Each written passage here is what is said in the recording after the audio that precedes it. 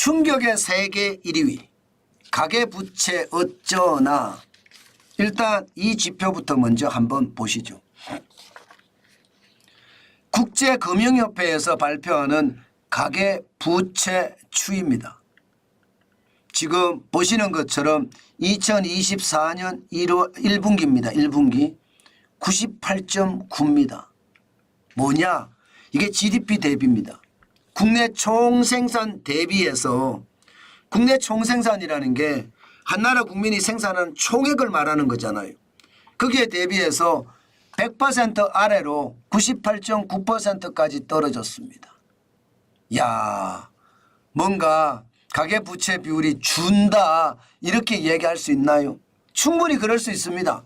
2021년 3월에 105.6%까지 올라간 적도 있거든요. 2021년 죄송합니다. 3분기에 105.6까지 올라간 적도 있습니다. 이게 여러분 2019년 4분기에 95였거든요.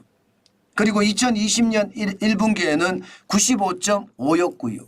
거기에 비하면 98.9라는 숫자가 낮은 숫자는 아닙니다.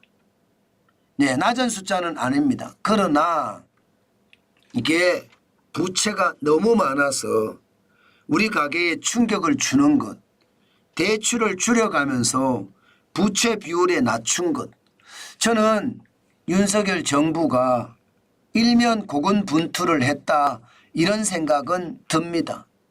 그렇지만 여러분, 그렇지만 98.9%라는 이 숫자도 여러분 세계 1위입니다. 세계 1위. 한번 보실래요? 세계 1위 98.5%, 홍콩이 2위입니다. 92.5%, 태국이 91.8%로 3위고요. 영국, 미국, 중국, 일본, 유럽연합은 53.2%밖에 안 되고요. 인도는 38.1%밖에 안 됩니다. 거기에 비하면 대한민국의 가계부채 비율은 여전히 높죠. 저는 그래서 이게 위기라는 이야기를 자꾸 하는 겁니다. 실질적으로도 금액도 보면 여러분 2023년 4분기 현재입니다. 1886조 4천억 원이 가계 신용 잔액입니다. 이게 가계 부채라는 뜻이거든요. 가계 대출과 판매 신용을 곁들여서 가계 신용 잔액이라고 하는데 여전히 굉장히 높습니다. 이게 2017년에 1450조 8천억 원이었거든요. 여기에 비하면 지금 거의 30%가 늘어났습니다. 6년 새에 435조 6천억 원이 늘어났으니까 진짜 많이 늘어났잖아요. 저는 이게 부담이 엄청 될 거라고 생각을 합니다. 문제는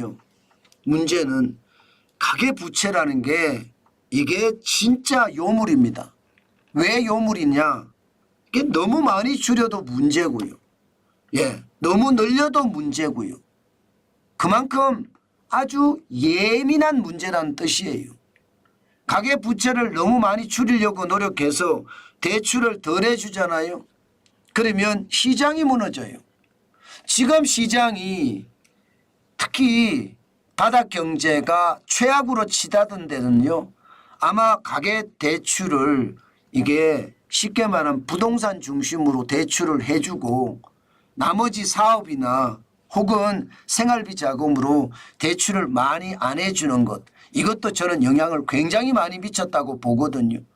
사실 수출은 좋지만 소비는 엉망이다 이런 얘기는 많이 들으셨잖아요. 어디 그뿐입니까?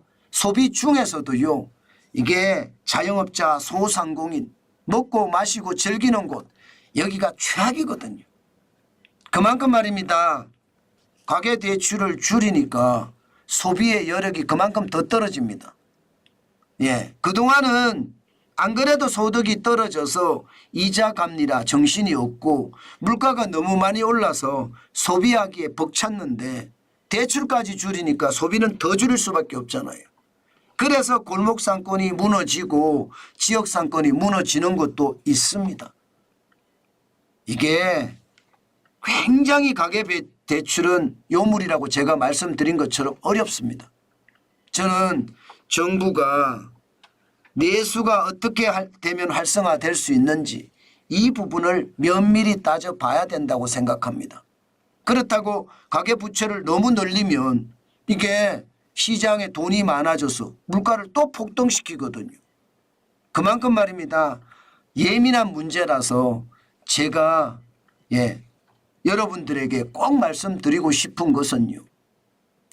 부채가 너무 많으면 부담도 그만큼 많다. 그런 말씀은 꼭 드리고 싶습니다.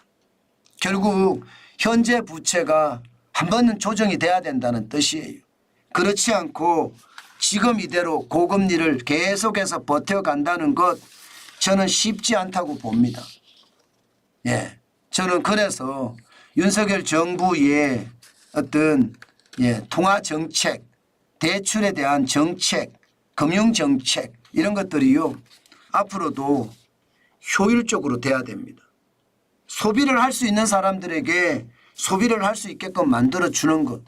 소비를 아예 못하는 사람에게 소비를 하게 해주는 것. 이거 굉장히 중요합니다. 제가 무슨 말이냐. 그만큼 말입니다. 소비가 무너졌으니 소비를 할 수 있는 어떤 정책들이 좀 나와줘야 된다는 뜻입니다. 참 안타깝죠. 안타깝습니다.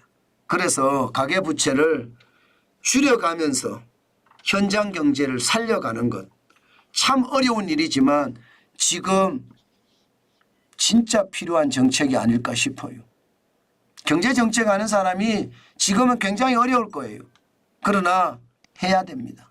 그래야 지금 우리 경제를 살려낼 수 있는 것. 저는 그렇게 생각합니다.